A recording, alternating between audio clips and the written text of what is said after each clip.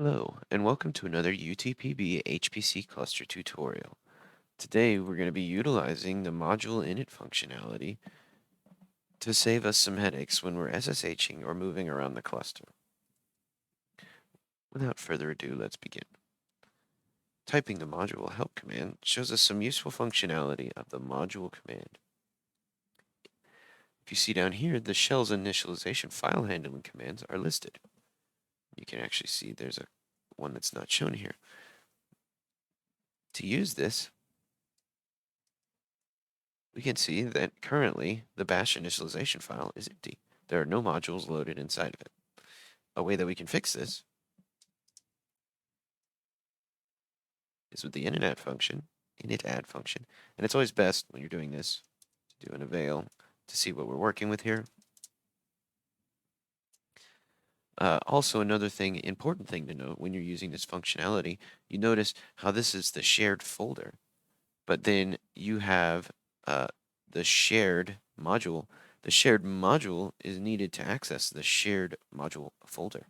So, funky little coincidence there, but if you type it first in your iniadd folder, you'll never have any issues with it. And you'll always be able to load things.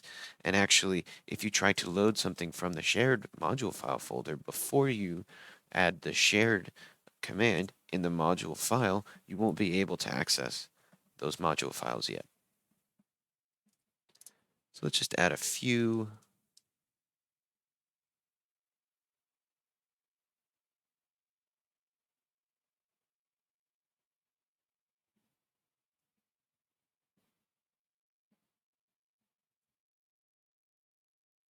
Okay, so now we can see we have some modules in our module file folder.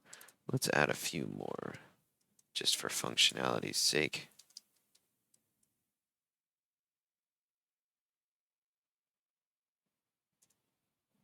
All right, now to get the full functionality of this, we can see in this, even though we added apptainer to our module init file, it does not load into the current node that we're working on. We have not loaded into the node that we're working on. However, if we did an SSH into a different node now, you'll notice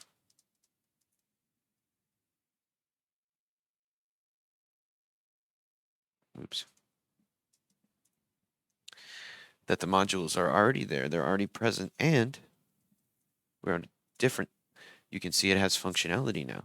So what does that mean? That means that once you log into a new node, the initialization file is run, and that's the point at which these things are loaded into your node.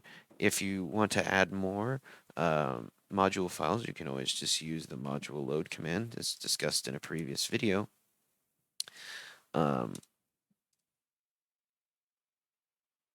But yeah, that's the init functionality for